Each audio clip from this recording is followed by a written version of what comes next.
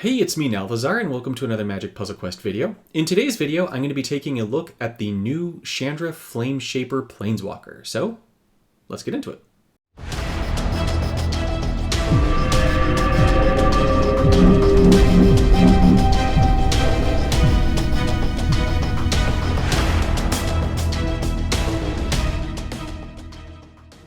I want to start by thanking Webcore for sending me this walker so I could make this review for you all. Thank you. The Chandra Flameshaper bundle is currently in the vault for $30 US. It's going to come with the Planeswalker itself, 50 mana crystals, 120 mana jewels, 3 red foundations packs, and 25,000 mana runes. The Chandra Flameshaper Planeswalker is a new type of Planeswalker in a way. It has a super cool passive, 3 middling abilities, and solid mana bonuses. Chandra's passive, Give Me Fuel, is going to make it so that at the beginning of each of your turns, you're going to convert 3 gems to red. Then you may discard a card, it'll be the bottom card in your hand, and draw a card. This passive is bonkers. You get so many red matches out of this, which turns into so much mana, and a reasonable amount of loyalty. The discard and draw is really nice for card filtering, so if you know that you have a card in your hand that you don't really want, this takes place before your draw step. So it's at the beginning, so it goes beginning and then draw. So if, let's say you have a card in your hand that you really don't need, you just put it in the bottom of your hand, and then at the beginning of your turn, you let Give Me Fuel discard it, you draw something new. It's quite useful. But the converting 3 gems to red every single turn, just passively, without anything that your opponent can do about it, is awesome. The only time it's not awesome is if your opponent plays Desert. If your opponent plays Desert, you just lose. Like, outright, you lose. There's nothing you can do about it. You've got, well, I mean, I guess there kind of is. You could hope that you get enough mana somehow to get rid of it with a cheap support removal card, but yeah, Desert is death for Chandra. Chandra's 3 abilities, Playing with Fire, Spreading a Wildfire, and Turning into a Conflagration, are all incredibly underwhelming abilities. Playing with Fire is going to discard a spell card at random, and then you're going to have the first 2 cards in your hand gain 6 mana. This is going to happen only if you discard a spell card, and if you can't discard a spell card, you're going to gain 6 mana. At the time of my recording this video, Chandra does not discard spell cards at random. She discards spell cards that don't have mana. If they do have mana, she doesn't discard them. That will change very soon, so if you do wind up picking up this Planeswalker, note that it will be functioning as it reads very soon. That said, it's very underwhelming. You're discarding a spell card to give yourself a little bit of mana. Not great. You don't get a card back. You just get a mana, and you get a little bit of mana. So you get so much mana from the passive, not really worth it. Second ability, Spreading a Wildfire, is 18 loyalty. That's massive. You're going to reinforce target non-token creature you control 4 times. That creature is going to get haste and imminent death and become an elemental. So the reinforcements are only until end of turn, and then the thing is going to get imminent death, so it's just going to die. Meaning that if you use the second ability, you really want to use it on a creature with a high base power that you're going to be able to get a lot out of the reinforcements, and then kill your opponent the turn that you use the ability. If you're using the ability and you're not killing your opponent that turn, you're really weakening your own board state, so I can't really recommend that second ability outside of trying to kill your opponent. The third ability costs 25 loyalty, which is just nutty, and then you're going to destroy all creatures and non-land supports. Vanguards are safe in this situation, so it's just going to be any non-land support that's not a Vanguard. And then you're going to deal damage to your opponent's Planeswalker, where it's going to be 3 times the number of creature cards in all graveyards. This is going to come in really handy if you're up against the dreaded Grist or any other kind of graveyard deck. The new Liliana that just came out, you run Chandra Flameshaper, you use that third, and it's going to do dirty, dirty things to her. However, with that said, 25 loyalty is ridiculous. Yes, you have a passive that's going to generate a ton of mana and a reasonable amount of loyalty, but 25 is just way too much. When you wind up needing this ability, you don't have loyalty unless you've already gotten so far ahead in the game that you just have oodles of loyalty that you've been sandbagging, and then you don't really need to use the ability anyways. You'll wind up seeing in the gameplay what I mean by that, but either way, I think that the abilities on Chandra Flameshaper are entirely underwhelming, but the passive is a game changer. It's really, really fun. The mana spread of +5/+4/3 to red, black, and green is solid. The -2, -1 to white and blue is largely irrelevant because you're going to make so many red gems appear on the board that you're mostly going to be making red matches anyways. In terms of cards and mechanics that Chandra really likes, Chandra really likes cards with Spree. Chandra converting passively on her own is going to start enabling Spree at the start of your turn before you make your swap, meaning that you'll be able to get a lot more out of your Spree cards if you run them with her. She also really likes anything that's going to convert more gems to red, because the more gems there are to red being converted, then the more that you're going to be getting mana, because she's already going to be converting red gems as well. So you kind of just get to go overboard on that. She has a lot of fun with cards that are going to have something based on when you make a red match, right? So old cards like Molten Vortex that gets mana on red matches, or Zendikar Incarnate that gets a boost on red matches, or Realm Scourger Hellkite that's going to burn your opponent on red matches, or Shivan Devastator that gets a level up boost from red matches, or, well, the dreaded Koth. Koth just wins games on its own. If you get this thing to 7 shields, you just win. This thing, oh man, so many red gems get destroyed because of matches, and then Koth just slaps your opponent, and bad things happen. Beyond those, she loves a lot of the other major red stuff. She loves Dragonhawk. Dragonhawk is good in anything red. The combination of Dragonhawk and Season of the Bold is always good. Chaos Warp is the best removal card in Standard, maybe. I mean, Requisition Raid is up there too. It's kind of a split, but Chaos Warp is crazy, and you can use it in this. I know it's a masterpiece, and that makes it inaccessible to a lot of players, but it's really good. Kylox's Volt Strider is another one. This thing is red and is just absolutely bonkers with Chandra. Really with any red or blue Planeswalker, actually. So there's a lot of cards that you can throw into Chandra that are really, really good. Don't worry, in my gameplay, I'm going to be covering a deck that is only rares on down. I'm going to be having a Mythic and Masterpiece deck, and I'm going to be having a red gem shenanigans deck. So I've got a good spread of different decks to showcase in the video, and I hope you enjoy them. I want to go ahead and get into that gameplay now. Really quick, before I get into the gameplay, I wanted to mention the one real big limitation for Chandra, apart from her abilities, and that's that she only gets access to 4 supports. Only having 4 support slots is kind of brutal. However, she kind of makes up for it by having the passive that just generates 3 gems every single turn to red. It's kind of like having a 5th support that's just always down and converting gems, but still only being able to put in 4 supports is definitely a limiter that's worth noting. 7 spells, 8 creatures is fine. You really shouldn't ever need more than 3 creatures in a deck, maybe 4, but 7 spells is good, so those spreads are fine. For my I Have Everything power deck, I'm running the higher end converters, so Leyline of the Guild Pact, Cryptex, and Koth. I just want to get as many red gem matches as I can, just try and get as much mana as I can. I'm running Coalition Victory because this card is just disgusting with Chandra. Chandra is going to enable Spree really well by just passively converting gems. And so that's going to enable us to not only cast the Coalition Victory more easily, but also build up that Spree to make some crazy happen. I've got Kylox's Volt Strider in the deck as one of the strongest cards in Standard. It draws me more cards, which takes care of Chandra's weakness of gaining cards in order to be able to play them with all the mana she gets, along with giving free mana to my spells. I've got Chaos Warp as just one of the best removal cards in the game right now. Season of the Bold because more damage is always a fun thing. Also card draw. Dragonhawk because, well, this thing does a lot of damage and gives me free cards and mana, does basically everything and is amazing. Cityscape Leveler because we want to have a big body in the deck for that second ability to end games.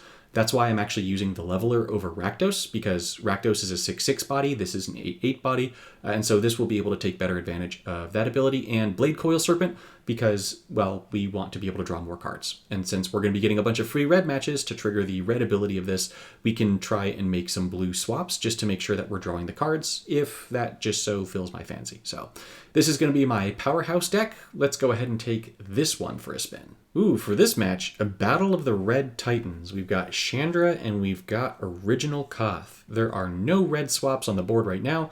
Can my passive remedy that? Yes, it can. I have a creature in my hand. I would like to keep that, please. It's a Dragonhawk. I would very much like to keep that. And a Coalition Victory. I love that. Okay, this is pretty solid. I'm going to take the red-blue because, although I could go for the landfall, but the blue is still 2 bonus mana. Whereas the red would be 1 bonus mana. The red... You know what? Let's just go all red. Let's see if we can't get a Cascade. That'll be worth more to me. Okay, I got the Cascade. It was worth the risk. Let's see. Give me fuel? No, I don't want fuel right now. I want what I have.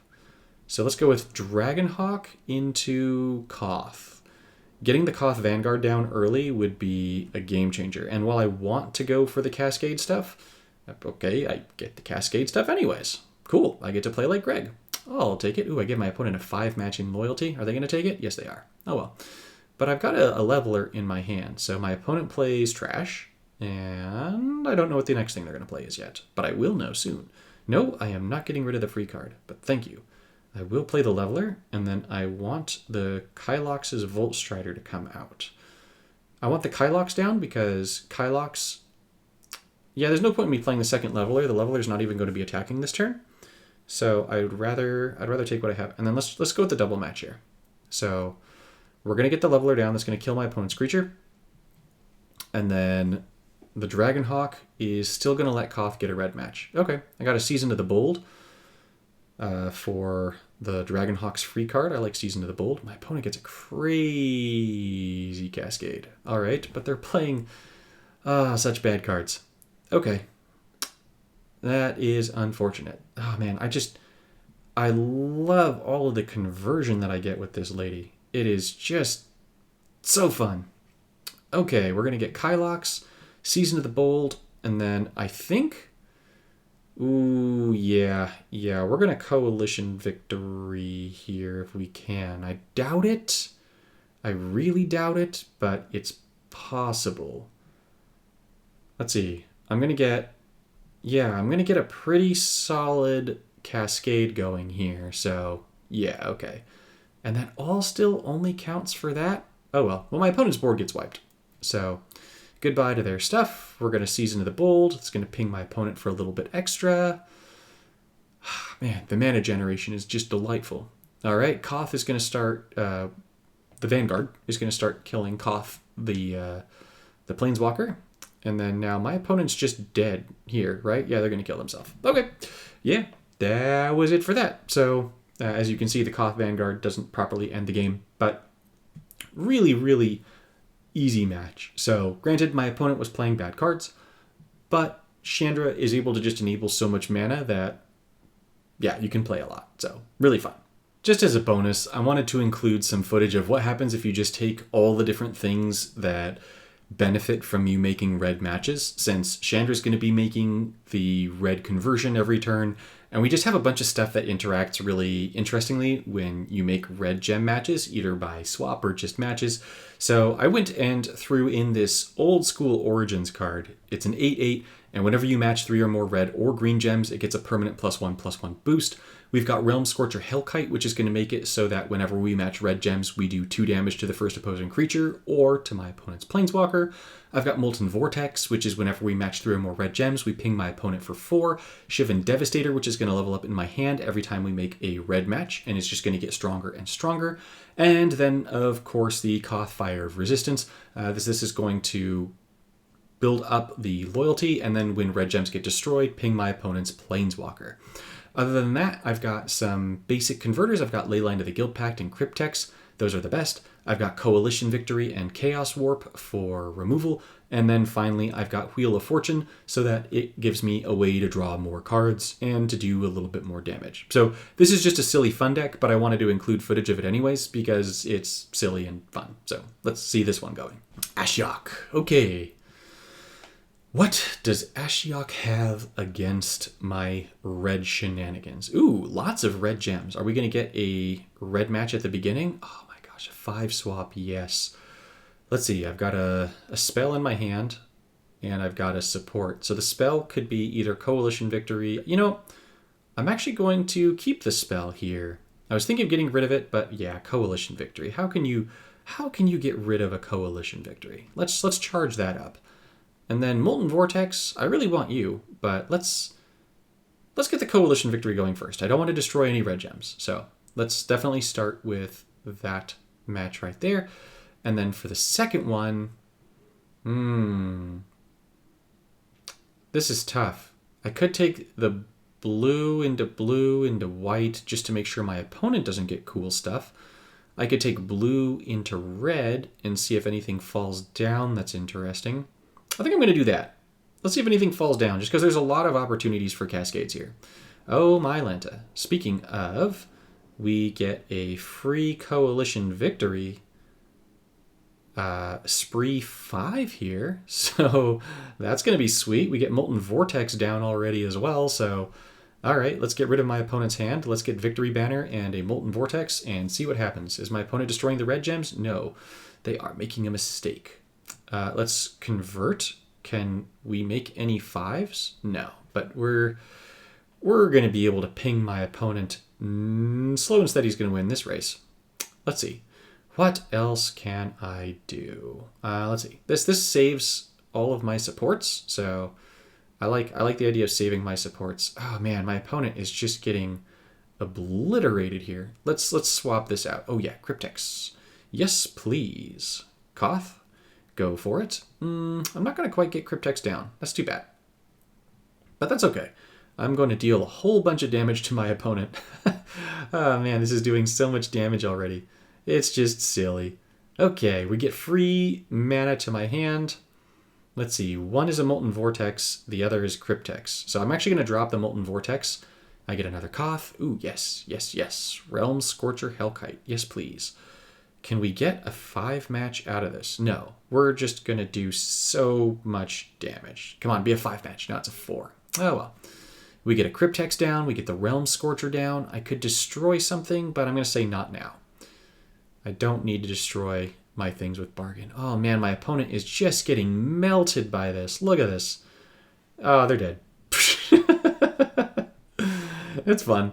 Yeah, so we didn't even get to see like all of the red gem conversion stuff. So like we just won so fast. I feel like I need to showcase another match of that, but that was just so fun that I wanted to throw it in the video and leave it there. So that was actually the first match with that deck. So let's play one more. I just feel like this is the most fun deck of the video. It's just the most thematic with Chandra, so we're going to have two matches with this deck. Next showcased match is not a hero. Yeah, Arlen, you're not a hero. I'm sorry. Ooh, this is not a good gem spread. Can we make a good gem spread? Yeah, that's solid. Okay, we've got some red creatures. Cool. We've got the Incarnate, we've got a Leyline, and we've got the Devastator. I like this. I like this a lot. I really want that red match, especially as that's going to level up my Devastator a bit, but I'd rather take the mana here early on, try and get the Leyline down. So, Coalition victory. Look at that. Getting the good stuff. Okay. I'm going to guess the whole deck is good stuff, but still. This, unfortunately, is going to leave a red match for my opponent. Oh, the Leyline is on a red gem. That's unfortunate. That is not what we want to see there. I do want to keep my Coalition victory. Koth. Yes, please. So let's get... I don't like this on the red gem, but that's okay. We're gonna take it. My opponent would have taken it anyways, so I might as well take it. And then they've got an Avaricious Dragon. Okay. I would love to get rid of that dragon if I can. That would be super duper sweet. But yeah, I'm going to be, one turn off from being able to get rid of the dragon? So, all right. Dragon's going to come down, which means that I'm going to go for Koth this turn. And then, this Devastator is just, it's going to have a lot. Do I let it stay in the hand one more turn, or do I just bring it down and start wailing on my opponent? I think I'm just going to bring the Devastator down. I think it's time, because I'm still making another red match here. So I'm going to bring Koth down. I'm going to let the Devastator come down as a 14/14 with haste. No reason to just keep holding on to it. And then let's see what my opponent's going to do with their turn. Okay, so they're going to buff the dragon. Dragon's going to swing into my Zendikar, and they've got a Rakdos. Okay, well, at least this makes things interesting, right? So how can we recover once my opponent does dirty, naughty things? Well, that's a definite way to recover. Oh, geez. Okay, well, oh my gosh, I got a 5-match here too? Unbelievable. I wish that I could have saved this 5-match or had like a double 5-match, or I'm getting greedy. Oh my gosh, I do have a double 5-match. Oh, the greed is real. Okay, yep. Let's draw all the cards from Coalition Victory. Give me all the things, please. Okay. Molten Vortex, good. Ooh, I want Cryptex. Yes, I very much want Cryptex. Come on, let me move the dragon up. Thank you. Dragon goes up. And then let's bring Chaos Warp up. And then, oh geez, this just isn't fair. Okay, so we're going to start pinging my opponent, and then I'm going to get Cryptex down. Just if Koth Just if Koth had all the shields here. Oh, geez, I'm going to draw more cards.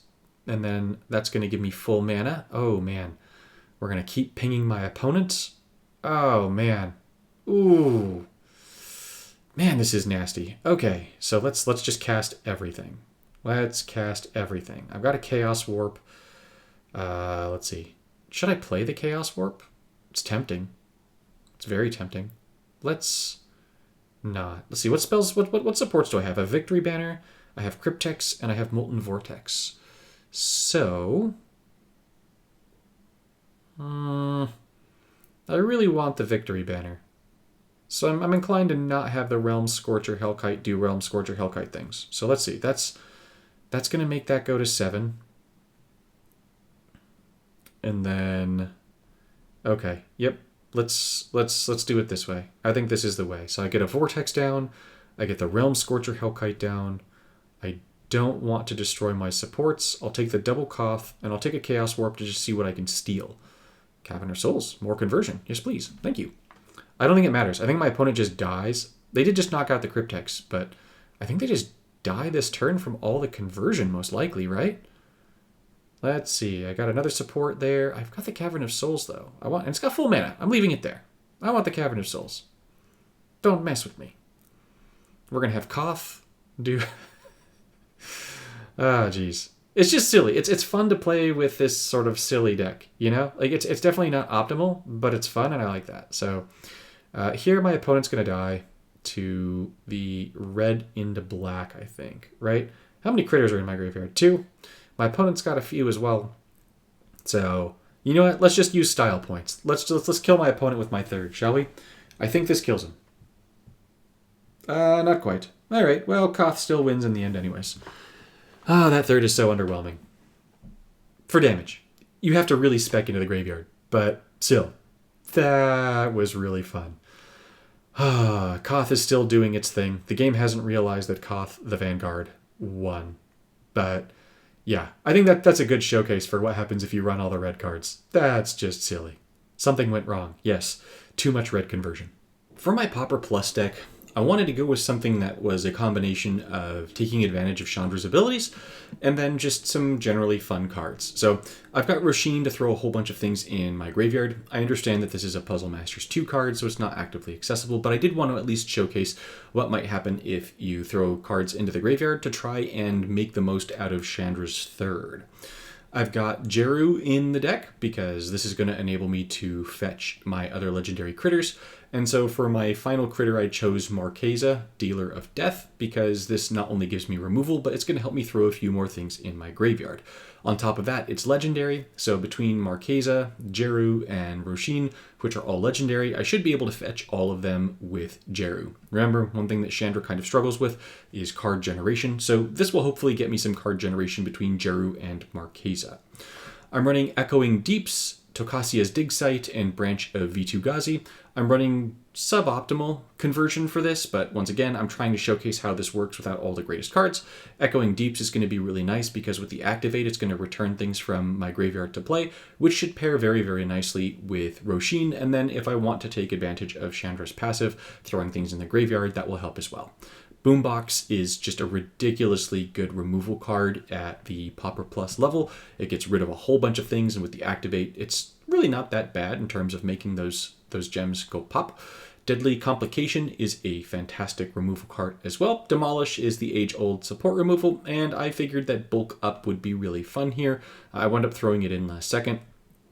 So that it's going to double the power of creatures, but because it has flashback, we can get some in the graveyard either by throwing them away ourselves or having Roshin throw them away and then double the power of our creatures. So this is the deck that I'm going to be going for with that, and I think it's going to be a lot of fun.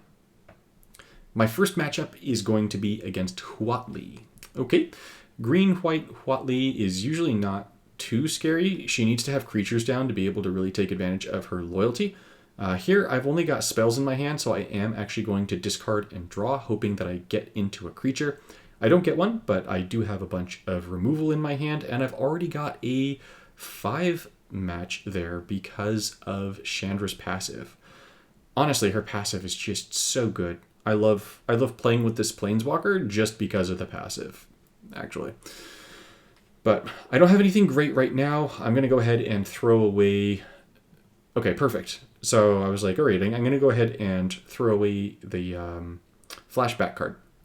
And then I got a Jeru and a Boombox. So priority 1 is going to be get Jeru down. Priority 2 is going to be to get the Boombox down.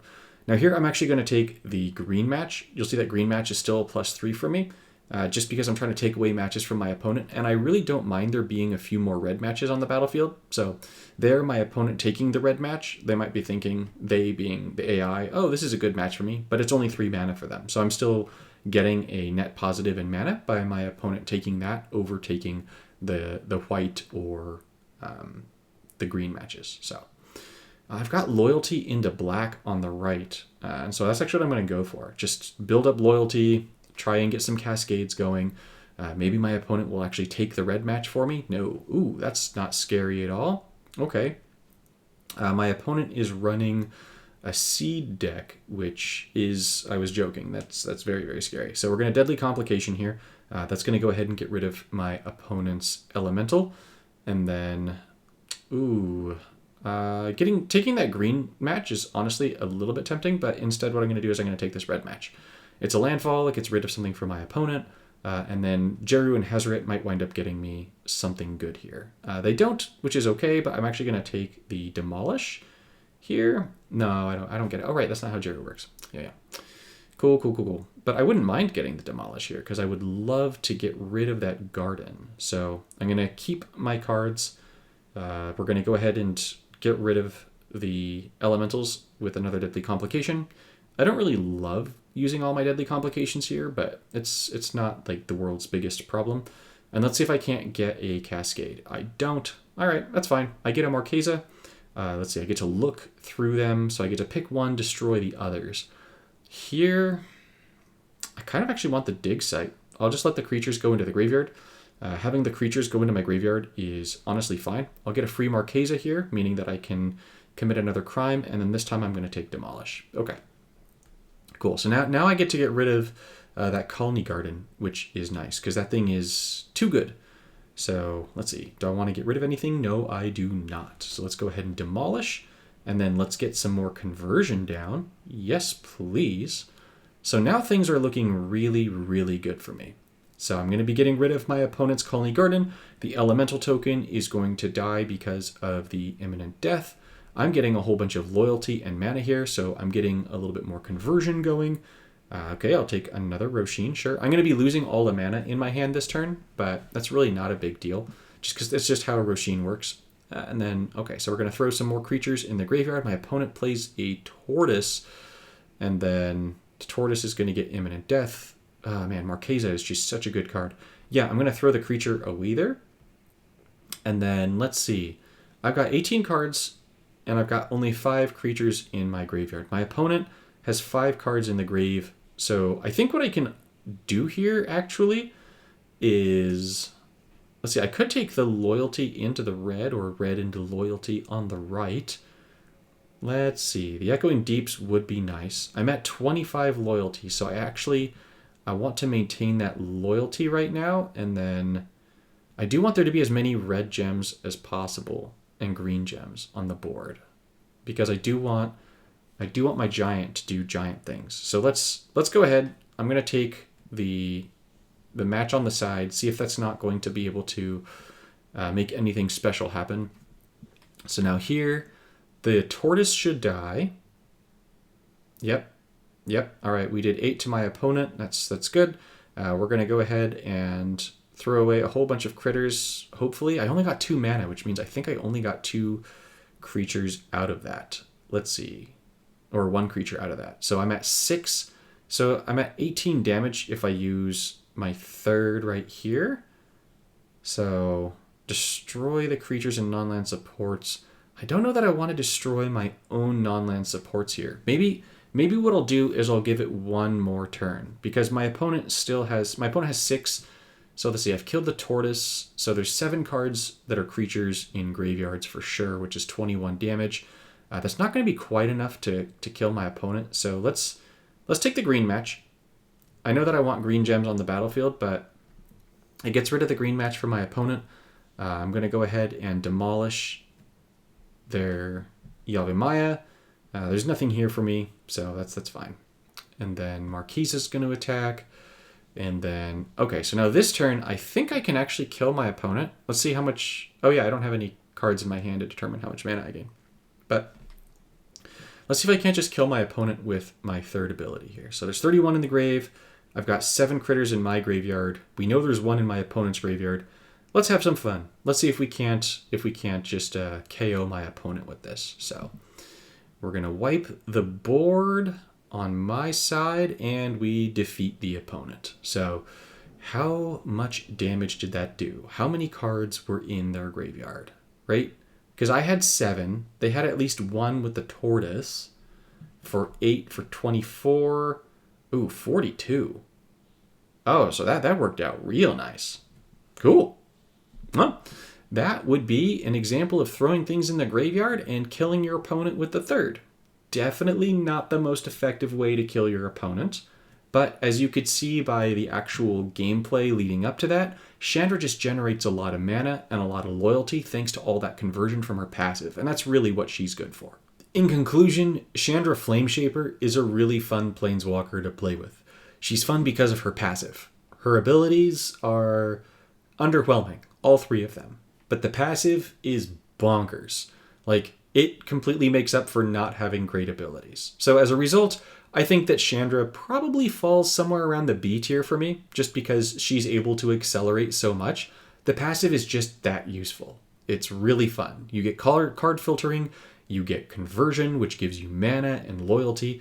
The loyalty you can use, I wind up just sandbagging loyalty a lot, so if the game did ever get entirely out of hand, then I could just go ahead and pop my third for the win. If I'm up against a Grist deck and my opponent throws a bunch of things in the graveyard, then I'll just pop my third and win. But beyond that, I really am finding that I'm not using the abilities very much. The second ability sometimes just to swing for the win on the turn, but mostly this Planeswalker is going to get a lot of run for you by having all the conversion. So she's a lot of fun. She's not great, but she's good. And that's my review for Chandra. Thank you all so much for watching, and I'll see you in the next one.